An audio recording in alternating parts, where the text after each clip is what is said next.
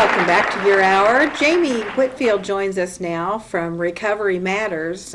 There is a YouTube channel called Recovery Matters, and you can go on and you can watch Jamie's videos, and you can subscribe if you'd like, and we would hope that you would. But Jamie is one that likes to share her experiences in recovery because it plays an important role, a really important role in her life, and she wants to share that information. And my question is, Jamie, I know there are people that are using that would rather not be, but they're so entrenched in that lifestyle. Yeah. They don't know how to get out of it. They don't know where to go. They don't know what resources are available. Right. Yeah, that's a good question. There are lots of resources out there, but when you're using, there doesn't seem like there's any help or hope. I know that you have to start with, first of all, I think there has to be something inside of you that's had enough. I even know out of my own experience, even when I had enough, I didn't know where to go to get the help. I was ashamed, and I was too engulfed in that life that I didn't know anything different than what I was doing, and that was that act of using and filling that void with the drugs. But there is help, and there is hope, So first of all, what I would suggest is finding somewhere like SAC. Crossover Recovery is a good place to start, where they can do a drug and alcohol assessment. And then basically a drug and alcohol assessment is basically your ticket into a treatment facility. Okay. And so from there, then you can call around after you get any drug and alcohol evaluation, and call different treatment facilities to try to get you into inpatient treatment if that's where you're at in your life and need inpatient. Some people don't. I know for me, I did. And so that was one step that you can take. You also can go to a detox center.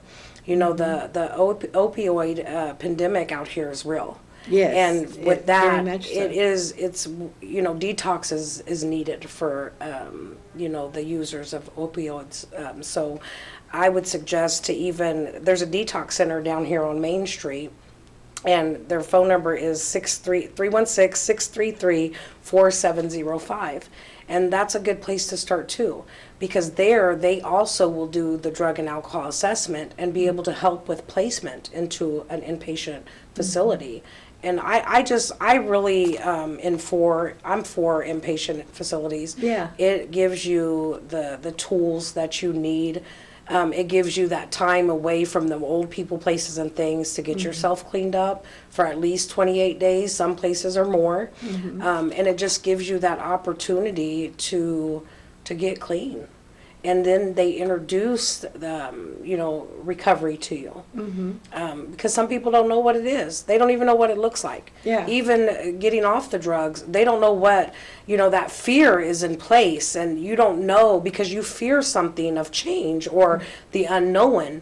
You don't know what that looks like. You don't know what anything looks like but what you have at that present moment. Right. And that's now that I think back, that was probably the most scariest place in my life that I was ever in, is that the fear of the unknown, of I don't know how it feels to not use drugs. Right. For 3 years, that's all I did. So the fear there was present and real. Yeah. And so for me, just not allowing that fear to dictate what my future could bring was that first initial thing of relief within. That takes a real leap of faith. Yeah, yes it does. And that faith and that hope that there is hope after dope, it makes a difference, you know. And when you get into treatment, and that's another thing too, sometimes people are placed in situations that they're forced to get clean. And sometimes I don't think that's a bad thing at all as well. I know for me, my situation, it saved my life.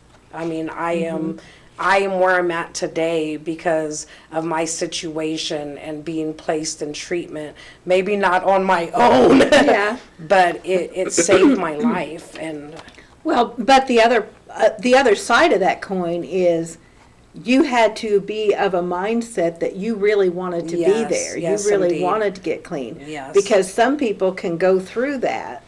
They can go through all the motions. They can go through recovery and all that, but they don't stay that way. no, and that's a good point, because at that point, our first step in the 12-step program that I choose to practice, it says we admitted that we were powerless over our addiction and our lives have become unmanageable. And that was so me for 3 years, you Yeah. know? And so, when I went into treatment, my mind was so open.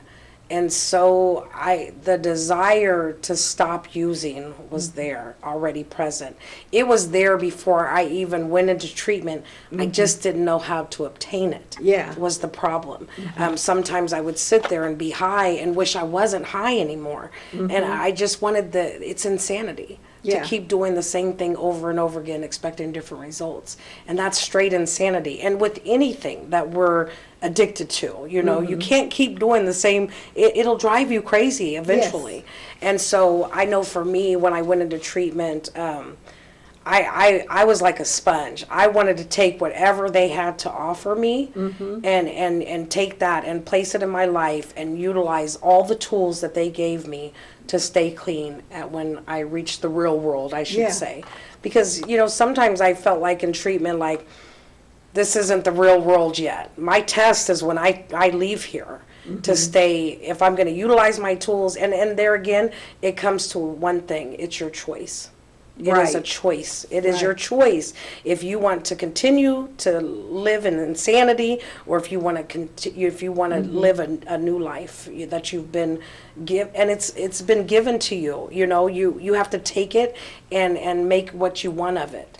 But that's one of the things that I think you benefited from the meetings so much. Yes, That yes. they really, you got something out of each meeting that would help you keep the desire to stay Right. clean. And, they say in our program that meeting makers make it. And I believe that truly.